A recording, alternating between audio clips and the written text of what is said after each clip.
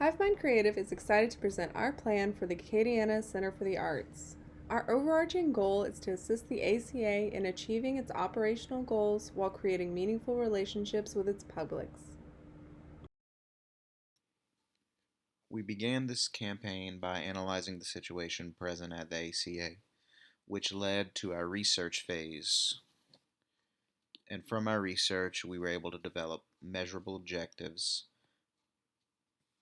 and then we went into developing different aspects of programming that can be utilized by the ACA. We then give ways to evaluate the success of the campaign and some ways that the ACA could implement stewardship to build the relationships that they have with the publics. And then we end with a crisis communication plan that can be easily implemented by the ACA. We began to analyze the situation by looking at background information and making sure that we had a good understanding of the ACA and what they stood for and their mission. And then we went into our SWOT analysis, where we looked at the strengths, weaknesses, opportunities, and threats to the ACA. The ACA's education program is strong. It's within several parishes, and there's a strong membership base that the ACA can use to be ambassadors and allies for the company and to spread that message to other people. Some of the weaknesses we found while researching was that there's not a strong narrative for people who want to become members of the ACA and initiate membership. They don't have a solid description for who they want to reach as members. They want to build a younger membership base, but they don't really show that. And their fundraising brings in enough to sustain the organization, not expand it. They focus on 8 parishes. The education program is mainly in 2, with a slight expansion into a 3rd parish. The other 5 parishes have not been touched with the education aspect of the ACA yet, and more fundraising would go a long way into increasing their educational reach. Some of the opportunities that the ACA could have would be to appease to those young professionals, especially in the Lafayette area. There's a large community of young, professionally minded people to grow membership bases. And the ACA needs to develop a strong social media presence, showcasing the events, the artists, and the members. A strong social media presence would be a great way to get younger members into the organization because they have such a strong presence on social media. Some of the biggest threats that we saw with the ACA was Lafayette's administration defunding artistic initiatives,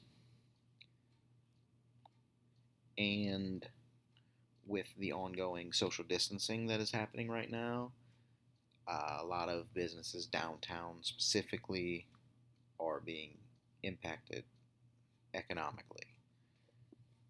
And these businesses are losing funding the longer this social distancing goes on. Our team created a brief 10-minute survey to collect quantitative and qualitative data about ACA members to shape a strategy aimed at potential members.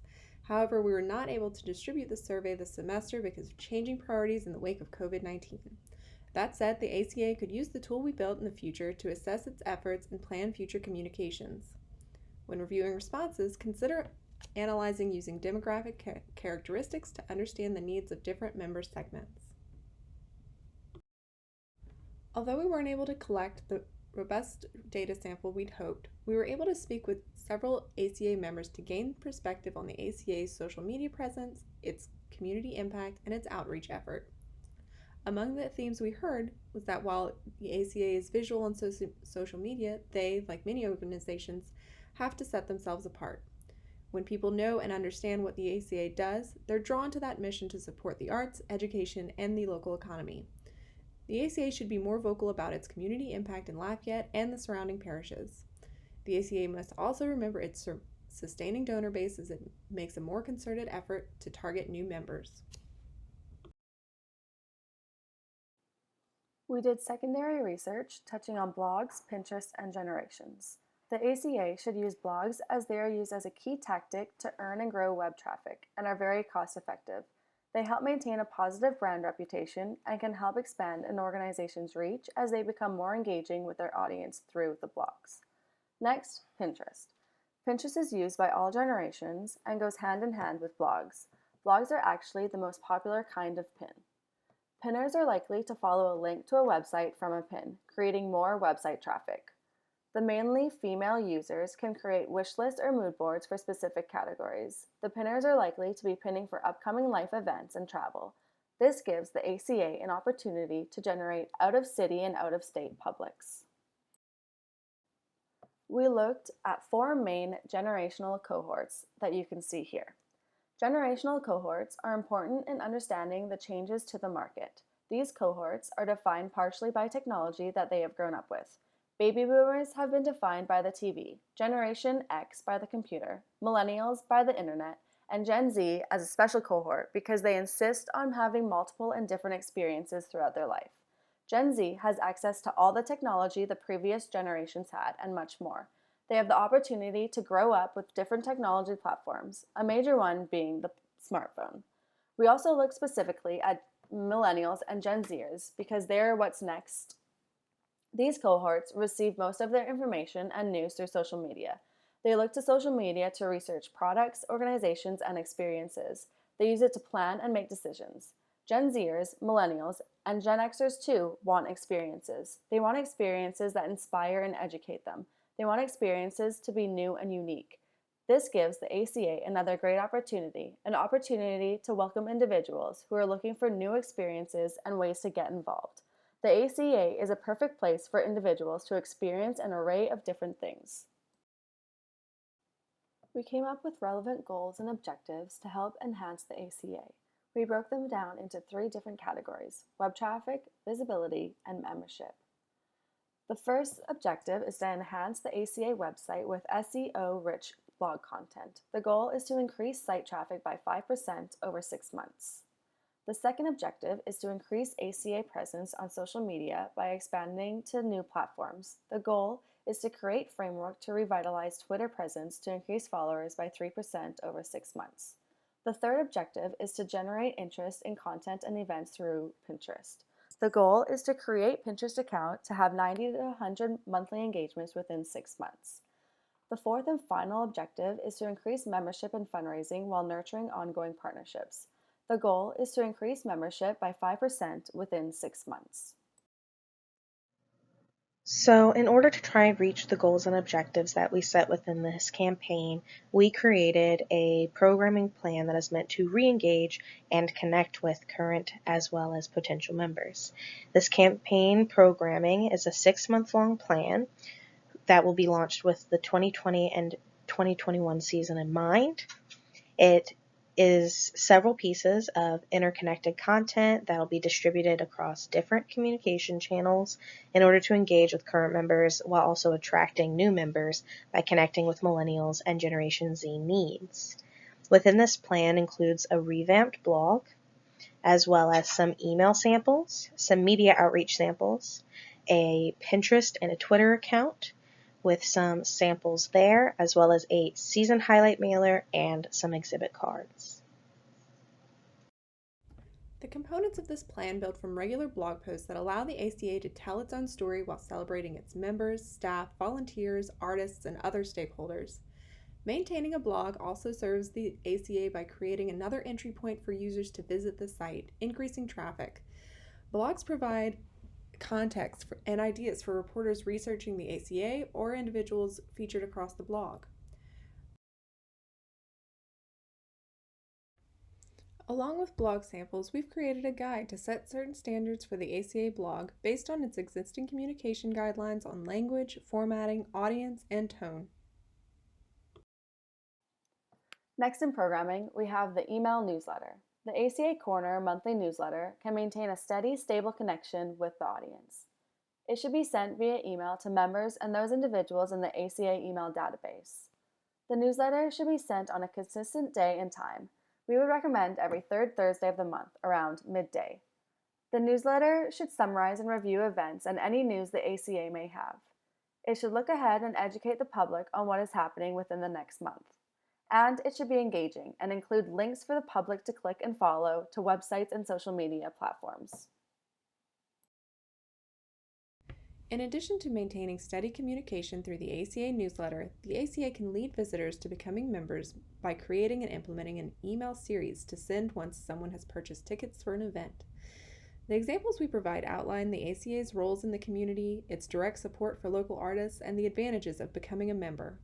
By sending the emails over a relatively short period, visitors retain the context of the emails. Communicating directly with ACA users and followers through emails and blogs doesn't take the place of mass media. The ACA should continue to foster relationships with local journalists. One of the ways to do this is to reach out directly with pitches in conjunction or separately from news releases. When crafting a pitch, it should have a timely hook, mention reporters' past work when relevant, context and background for the pitch and ACA, all along with the pitch itself. The media guide included with this plan can help the ACA identify the right outlet and person for the story they want to tell and the audience they want to reach.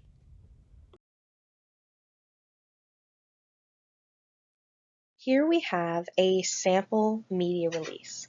A media release can be an invaluable resource to an organization like the ACA as it is free media access. So when writing a media release, it is important to have an attention-grabbing headline, and the first paragraph should hook the audience into reading the rest of the piece. Often people do a who, what, when, where, why in the first paragraph in order to give a brief snapshot of what's coming up next in the story.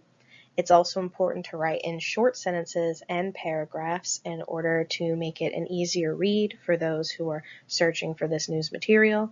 And you should always include where to find more information about events, exhibitions, etc., because you want them to be able to find more information if they choose to seek that out.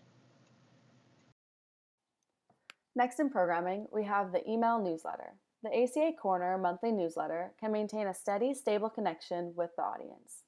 It should be sent via email to members and those individuals in the ACA email database. The newsletter should be sent on a consistent day and time. We would recommend every third Thursday of the month, around midday. The newsletter should summarize and review events and any news the ACA may have. It should look ahead and educate the public on what is happening within the next month. And it should be engaging and include links for the public to click and follow to websites and social media platforms. The second social media we discuss in this campaign is Twitter.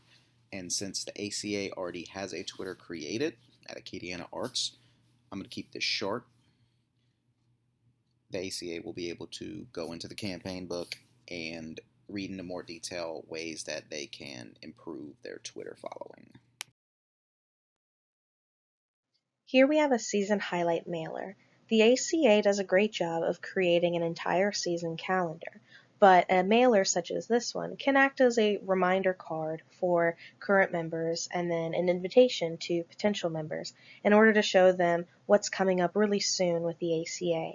It'll include the dates and times and the names of the events. The mailer will also include some promotional images from exhibitions, performances, events, and things such as that. A simplistic design is a great way to highlight those images. And on the other side, the flip side of the mailer is where the address and the postage goes, as well as a little blip about where to find more information, the ACA's logo, and in this case, we added a word cloud with words that can be associated with the ACA, so expression, exhibit, creativity, performance, community, etc. One of the things Director Samuel Oliver mentioned was wanting something the ACA could physically put in visitors' hands. Exhibit cards could give visitors information about the individual exhibits they're viewing, as well as information on the ACA, while having something they can take away as a reference or a reminder to return or follow a new favorite artist. We did a budget for the campaign and the implementation of the campaign, and we found that the primary cost is time. However, with the assets we provided, most of the campaign can be accomplished with current staff, tools, and technology, so the campaign is very cost effective. Beyond staff time, we've gathered estimates for the printed materials included in the plan. The first are the seasonal highlights. So on Canva, 500 cards would be $90, and the same 500 cards on Vistaprint would be $40. The second are the exhibit cards, and on Canva, 100 cards would be $41, and the same 100 cards on Vistaprint would be $50. Lastly, we have the post thank you cards. On Canva, 500 cards are $90, and then on Vistaprint, 500 cards would be $40. So no campaign is complete without an evaluation. You have to evaluate a campaign in order to measure its success. So we broke the evaluation down into the different sections of programming and the goals and objectives that we gave. So for the blog, you can track your blog traffic in an analytics program. You monitor individual blog performance and readership as well as overall. You can also track how many visitors go from a blog to a different section of the website. For social media, you need to monitor the engagement for each post as well as the overall engagement for social media, and you can use free analytics that are provided by each platform. For Pinterest, it's important to evaluate engagements on each pin and measuring the likes, saves, repins, and clicks. And you can also observe how engagement varies by content tone and content type, as well as monitoring and tracking engagement throughout each month and year. So you have that data to show how much of an increase you've had over longer periods of time. The next section of the evaluation goes into Twitter. So you can use Twitter analytics to measure your traffic as well as clicks, engagements, impressions, retweets, likes, and new followers. You should also be paying attention to how engagement varies by content tone and type, much like with Pinterest. So you can then more direct your content and tone to what is doing better. And then you also want to monitor and track your engagement throughout each month and year. You need that long-term data to show how successful it has been. And then for member engagement, you need to monitor membership retention and growth. You want to see how many people are staying and how many new members are getting. You need to see how members are signing up or learning about the AcA so you can see where you're successful and where you might be lacking. Gathering data through the member sign-up form about how visitors learned about membership or what encouraged them to donate is also important, as you can see exactly where they're finding this information. And then providing comment cards for each performance can allow the audience to tell you what they liked about performances and if they'd like to see these people perform once again. Good stewardship can be a great resource and asset for an organization, especially one that relies so heavily on memberships and donations and good relations with the public. So we laid down a couple of good practices when pursuing stewardship. So communicate first and often. Members and board members should be the first to know about any new membership updates, opportunities, and upcoming exhibits and performances. You should also be working hard to keep these contact lists current, as you don't want anyone to be left out of any information. Educate. So turn members into ambassadors by arming them with knowledge. Include AcA facets as a part of special event programming. You want to turn your members into people who advocate for the AcA as well as performances and exhibits that are coming. Celebrate. Celebrate members and teaching artists through blogs and media pitches to honor and raise awareness for their work. You want to show these people that they are stars of your organization. Without them, you wouldn't be functioning the way that you are. So celebrate them and show them that they truly matter. And lastly, appreciate. Sending thank you cards via email or mail to AcA members, partners, and sponsors can be a great way to show them how much you are grateful for all that they do for your organization and that you appreciate them and the fact that they care about the AcA and continue to support it. That takes us to the crisis communication plan. And the first step of establishing a crisis communication plan is to establish the crisis team.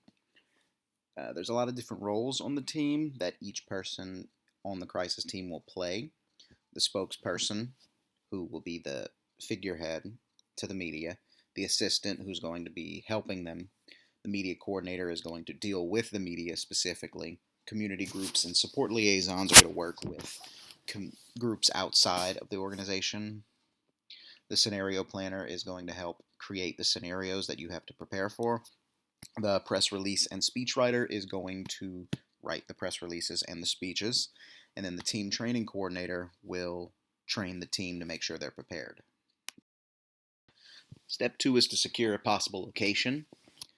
And this one is fairly easy since you have a central location already in the AcA building that can be your central location that everyone can easily access.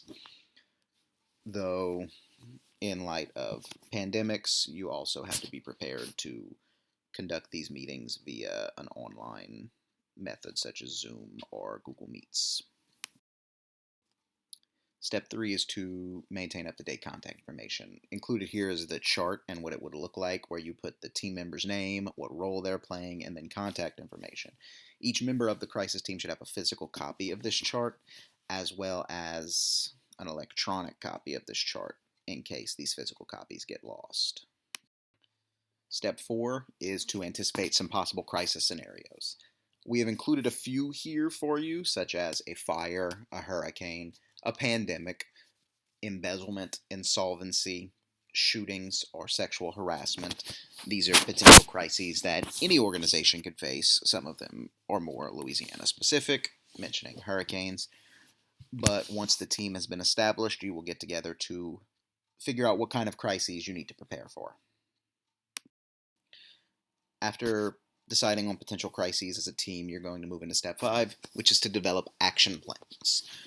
You're going to start with the facts. What facts will need to be getting out, and who's going to check these facts. Then you move on to safety precautions to make sure that everyone stays safe in times of crises.